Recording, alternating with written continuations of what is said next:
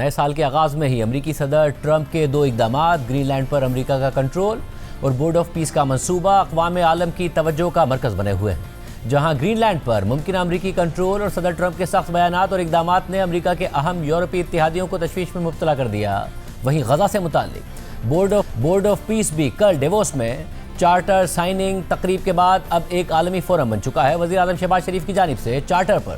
دستخط کے بعد پاکستان بھی اس بورڈ کے بانی اراکین میں شامل ہو گیا ہے۔ حالانکہ یہ بورڈ امریکہ اور اس کے مغربی اتحادیوں کے درمیان پہلے سے موجود اختلافات میں مزید اضافے کی وجہ بن رہا ہے۔ برطانیہ، اٹلی اور جرمنی جیسے اہم یورپی ممالک نے بورڈ آف پیس میں شمولیت کے حوالے سے محتاط رویہ اختیار کیا ہوا ہے، حتیٰ کہ اسرائیل کے نمائندے تک چارٹر پر دستخط کی تقریب میں نظر نہیں آئے، جنہوں نے شمولیت کی دعوت قبول کر لی تھی۔ اس سے پہلے خبر آئی تھی کہ اسرائیل بالکل بھی خوش نہیں ہے کہ کیوں ترکی کو اس میں شامل کیا گیا ہے، مگر اس کے بعد وہ راضی ہو گیا، مگر تقریب میں اس کے باوجود نہیں آیا۔ ایسے میں صدر ٹرمپ نے کینیڈا کو بھیجی گئی بورڈ میں شمولیت کی دعوت واپس لے لی ہے۔ حالانکہ ابتدائی تحفظات کے باوجود کینیڈا کچھ شرائط کے تحت اس بورڈ میں شامل ہونے کے لیے تیار تھا، مگر کینیڈین وزیر اعظم مارک کارنی نے ورلڈ اکنامک فورم کے دوران ٹرمپ کا نام لیے بغیر امریکہ اور اس کی جارحانہ پالیسی پر سخت تنقید کی تھی۔ اس سے پہلے صدر ٹرمپ نے بورڈ میں شمولیت کی پیشکش مسترد کرنے پر فرانس کے صدر میکرون پر بھی تنقید کی تھی اور کہا تھا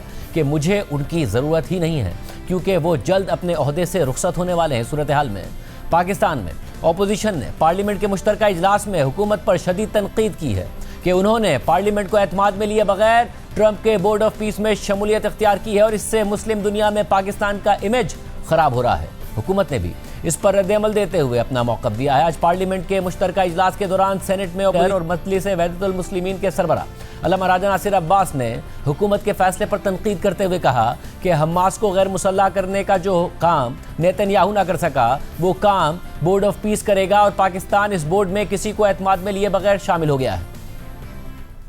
جو کام نیتن یاہو نہیں کر سکا، ڈسمینٹل نہیں کر سکا ان کو آرمز نہیں لے سکا ان سے، حماس سے اور جہاد سے، اس کام کو کرنے کے لیے پیس بورڈ کے نام پر ایک ایسا کام شروع ہوا ہے جو ان کی آزادی اور حریت کو کچلے گا، ان کے ہاتھ سے اسلحہ لے گا تاکہ جس طرح سے ان کو مارا جائے مارے۔ ہمارا امیج تباہ و برباد ہو رہا ہے دنیا کے اندر کہ ہم اس کا حصہ بن گئے ہیں۔ نہ پارلیمنٹ میں بات چیت ہوئی ہے، نہ ہمارے درمیان بات چیت ہوئی ہے، کسی سے نہیں پوچھا گیا، اس کے حوالے سے کچھ بتایا ہی نہیں گیا۔ مخفی منصوبہ جس کو انہوں نے خود بھی اعلان نہیں کیا ہے، ابھی لیگز کے تحت آیا ہوا ہے۔ آپ دیکھیں کہ وہاں پر بھی فلسطینیوں کی ریپرزنٹیشن نہیں ہے۔ آپ کے اپنے ساتھی چائنا،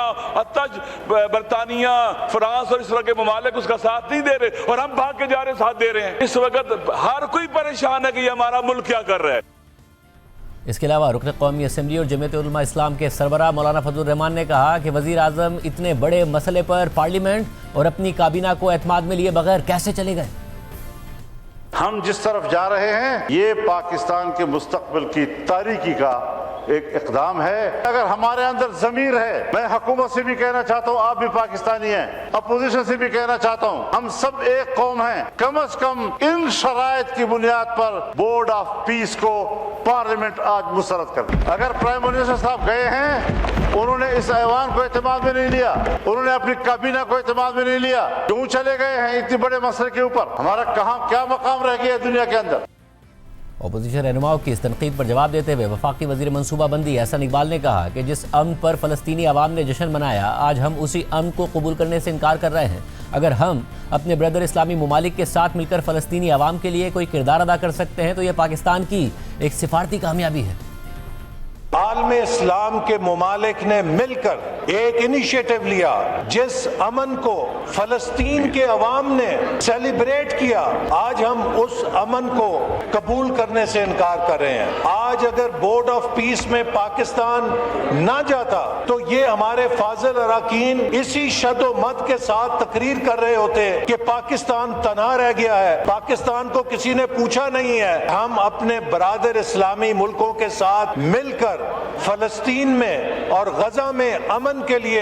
کنٹریبیوٹ کر سکتے ہیں تو یہ پاکستان کی ایک بہت بڑی سفارتی کامیابی ہے، جس کے اوپر ہمیں خوشی منانی چاہیے کہ اسلامی ممالک کے نمایاں جو ملک ہیں ان کو ایک موقع ملا ہے کہ وہ اس بورڈ کے ذریعے فلسطین کے عوام کے حقوق کے لیے اور امن کے لیے اپنا کردار ادا کر سکیں۔ اس کے علاوہ تحریک انصاف نے بھی ایک اعلامیے کے ذریعے بورڈ آف پیس میں پاکستان کی شمولیت کو مسترد کرتے ہوئے کہا ہے کہ تحریک انصاف حکومت کے اس فیصلے کو قبول نہیں کرتی ہے۔ دوسری طرف کل بورڈ آف پیس کے چارٹر پر دستخط کی تقریب کے بعد امریکی صدر ٹرمپ کے داماد جیرڈ کشنر نے نئے غزہ کی تعمیر کے حوالے سے ایک پریزنٹیشن بھی دی تھی، جس میں انہوں نے غزہ کی تعمیر نو کا منصوبہ پیش کر دیا تھا۔ یہ منصوبہ کیا ہے اور جس طرح سے ٹرمپ انتظامیہ اسے پیش کر رہی ہے، کیا یہ واقعی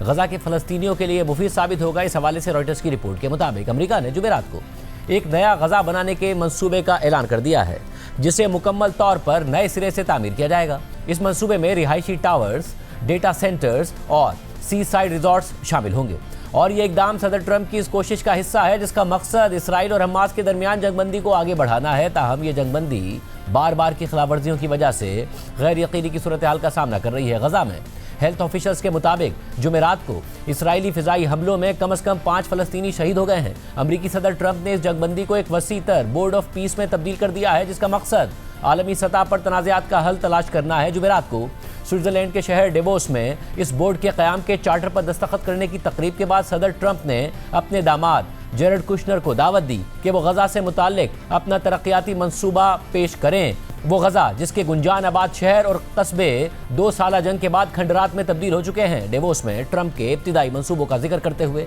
جیرڈ کشنر نے حاضرین سے کہا کہ غزہ کی اثر نو تعمیر کے لیے ابتدا میں ایک فری زون بنانے اور پھر ایک حماس زون قائم کرنے پر غور کیا جا رہا تھا، مگر پھر ہم نے سوچا کیوں نہ ہم تباہ کن کامیابی کے لیے کوئی منصوبہ بنائیں۔ اس کے بعد جیرڈ کشنر نے ایک سلائیڈ شو پیش کر دیا جس میں اس منصوبے کو ایک ماسٹر پلان کے طور پر دکھایا گیا، جسے انہوں نے نیا غزہ قرار دیا، اور یہ منصوبہ رنگوں سے کوڈ کیے گئے ایک نقشے پر پیش کیا گیا تھا جس میں رہائشی تعمیرات، ڈیٹا سینٹرز اور انڈسٹریل پارکس کے لیے مخصوص علاقے دکھائے گئے تھے۔ سلائیڈز میں میڈیٹرینین کوسٹ لائن یعنی بحیرہ روم کے ساحل کی ایک تصویر بھی شامل تھی، جہاں دبئی یا سنگاپور جیسے چمکتے ہوئے بلند و بالا ٹاورز نظر آتے تھے۔ ان سلائیڈز میں یہ تجویز دی گئی کہ اثر نو تعمیر کا آغاز غزہ کے جنوبی علاقے رفح سے کیا جائے گا، جو اس وقت مکمل طور پر اسرائیلی فوج کے کنٹرول میں ہے۔ رپورٹ میں مزید لکھا ہے کہ ان منصوبوں میں اہم مسائل پر کوئی بات ہی نہیں کی گئی، جیسے ان فلسطینیوں کے پراپرٹی رائٹس یا معاوضے کا کیا ہوگا جنہوں نے جنگ کے دوران اپنے گھر، کاروبار اور روزگار کھو دیے۔ اسی طرح یہ بھی واضح نہیں کیا گیا کہ تعمیر نو کے دوران بے گھر فلسطینی کہاں رہیں گے، اور جیرڈ کشنر نے یہ بھی نہیں بتایا کہ اس تعمیر نو کے منصوبے کے لیے فنڈنگ کون فراہم کرے گا، کیونکہ اس منصوبے کے آغاز سے پہلے غزہ میں تقریباً 6 کروڑ 80 لاکھ ٹن ملبہ صاف کرنا ہوگا۔ رپورٹ میں مزید لکھا ہے کہ صدر ٹرمپ کے داماد جیرڈ کشنر نے کہا کہ آئندہ ہفتوں میں واشنگٹن میں ایک کانفرنس منعقد کی جائے گی، جہاں ہم نجی شعبے کی جانب سے کی جانے والی بہت سی سرمایہ کاری اور امداد کا اعلان کریں گے۔ تاہم انہوں نے اس بارے میں کوئی تفصیلات فراہم نہیں کی۔ جیرڈ کشنر کی جانب سے دکھائی گئی سلائیڈز تقریباً وہی تھیں جو دسمبر میں وال اسٹریٹ جرنل کو لیک ہو گئی تھیں، اور اس وقت وال اسٹریٹ جرنل نے رپورٹ کیا تھا کہ امریکہ نے غزہ میں تعمیر نو کے منصوبے کا 20% حصہ دینے کی پیشکش کی تھی، مگر اس کی وضاحت نہیں کی گئی تھی۔ واضح رہے کہ ٹرمپ اس خیال کا اظہار کرتے رہے ہیں کہ طویل عرصے سے غربت اور خستہ حالی کے شکار غزہ کو مشرق وسطیٰ کے خوبصورت سیاحتی مقام میں تبدیل کیا جائے، تاہم فلسطینیوں نے اس تصور کو شدید تنقید کا نشانہ بنایا ہے۔ رپورٹ میں مزید لکھا ہے کہ ڈیووس میں جیرڈ کشنر کی پریزنٹیشن سے پہلے فلسطینی ٹیکنوکریٹک رہنما علی شاس کا بیان سامنے آیا تھا، جنہیں غزہ کے انتظام کے لیے ٹرمپ کے 20 نکاتی منصوبے کے تحت امریکہ کی حمایت حاصل ہے۔ جنگ بندی کا ایک اہم